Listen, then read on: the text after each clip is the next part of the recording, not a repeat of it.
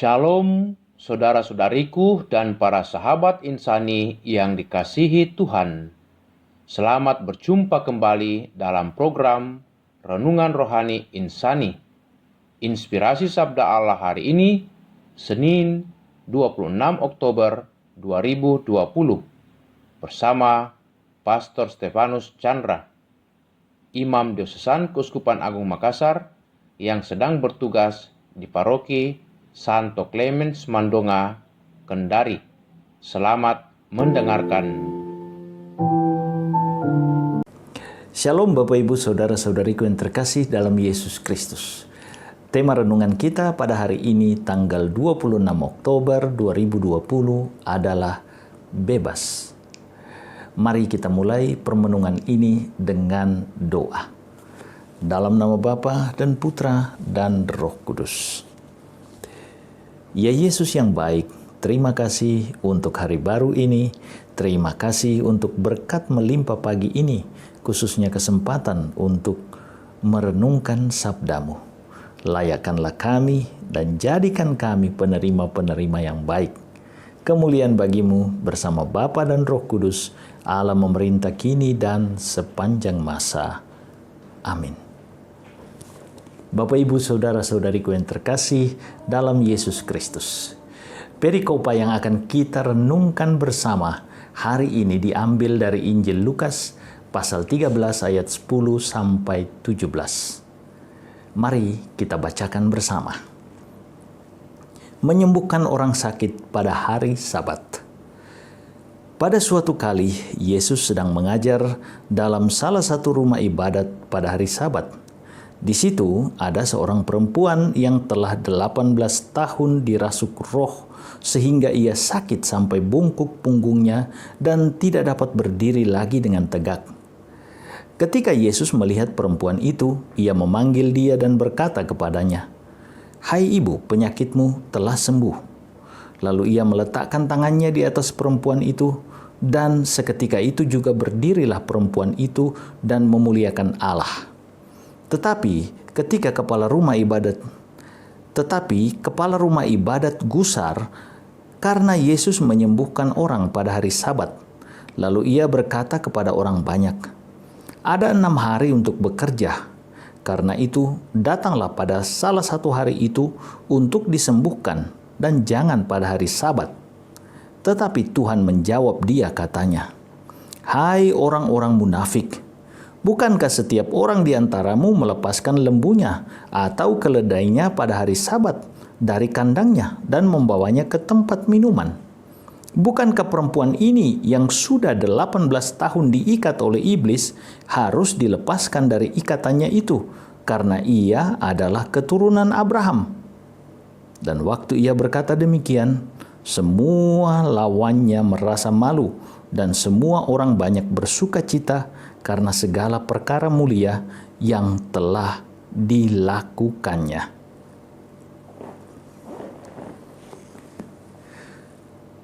Bapak, Ibu, Saudara-saudariku yang terkasih dalam Yesus Kristus.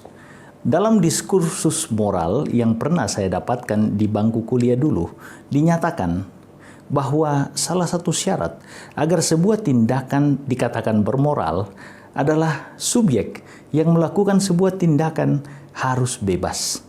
Subjek pelaku harus bebas dari belenggu tertentu, misalnya paksaan untuk melakukan sebuah tindakan kebajikan. Jadi, ada bebas dari dan ada bebas untuk. Pendeknya, pelaku melakukan sebuah tindakan kebajikan harus sebagai sebuah ekspresi dari pilihan bebas pribadi sang pelaku. Salah satu ayat kunci dari bacaan Injil kita hari ini adalah ayat 16. Wanita ini sudah 18 tahun diikat oleh iblis. Bukankah dia harus dilepaskan dari ikatannya itu karena dia keturunan Abraham? Jawaban ini Yesus sampaikan sebagai tanggapan atas seruan kepala rumah ibadat yang menyerukan bahwa penyembuhan seorang wanita yang sakit sampai bungkuk punggungnya dilakukan oleh Yesus pada hari Sabat, melanggar kesucian dan ketentuan Sabat. Ini terlihat jelas pada ayat ke-14. Sakit si wanita adalah sebuah halangan besar bagi si wanita untuk melaksanakan ibadatnya sebagai seorang Yahudi, sebagaimana yang terdapat dalam kitab Imamat. Dalam kitab Imamat 12 dan kitab Imamat 15 dinyatakan dengan jelas, apabila seorang perempuan sakit, maka ia terhalang untuk melakukan ibadahnya, untuk mendekati Allah. Bahkan sakit yang dideritanya itu adalah sebuah ekspresi dari kenajisan, dan si perempuan bisa menjadi pembawa kenajisan bagi sesama manusia atau barang apapun yang tersentuh olehnya. Sakitnya adalah sebuah halangan besar bagi si perempuan untuk berelasi dengan Allah dan sesamanya. Yesus tidak menabrak hukum Sabat dalam tindakan penyembuhan tersebut, tetapi justru memurnikan hari Sabat.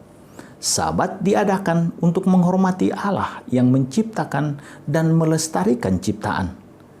Cara Yesus atau cara Allah melestarikan ciptaannya adalah dengan menyembuhkan si perempuan, sebagaimana orang-orang Yahudi melestarikan ciptaan dengan melepaskan kambing domba mereka pada hari Sabat untuk minum. Yesus dengan tindakan tersebut menegaskan bahwa kita manusia-manusia Kristiani, para pengikutnya, harus menjadi pembawa kebebasan bagi sesama dari segala belenggu yang membuatnya terhalang untuk mengabdi Allah dan sesama. Salah satu tindakan paling heroik dalam pelayanan yang pernah saya dengar ketika saya melaksanakan top di Paroki Sopeng adalah tindakan almarhum Pastor Leo Blot dahulu di Paroki Sopeng. Beliau rela menjemput umat yang rumahnya jauh dari gereja atau rumah tertentu yang ditempati untuk beribadat demi membebaskan umat dari kendala jarak dan kendala kendaraan. Bahkan sesudah misa, beliau juga mengantarkan kembali umat tersebut ke rumah mereka satu persatu. Bapak, Ibu, saudara-saudariku yang terkasih dalam Yesus Kristus, hal ini tentu tantangan bagi kita. Maukah kita yang memiliki kendaraan baik motor atau mobil untuk menjemput saudara-saudara kita yang susah tanpa kendaraan dan tempatnya jauh agar mereka dapat beribadat? Kita harus berhati-hati dalam melihat hal ini, terutama di masa pandemi ini, karena bisa jadi masa pandemi ini membuat kita makin tidak punya hati bagi sesama kita, karena alasannya zaman lagi susah dan kita takut penyakit.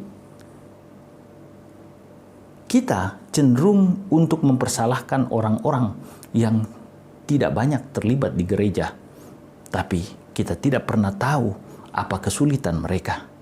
Mari kita sekarang menuntut diri untuk berbuat baik kepada sesama dan berhenti menyalahkan mereka karena keterbatasan mereka. Tuhan Yesus memberkati. Dalam nama Bapa dan Putra dan Roh Kudus. Yesus yang baik, terima kasih untuk sapaan-Mu pagi ini. Layakkan kami menjadi utusan-utusan kasih bagi sesama kami.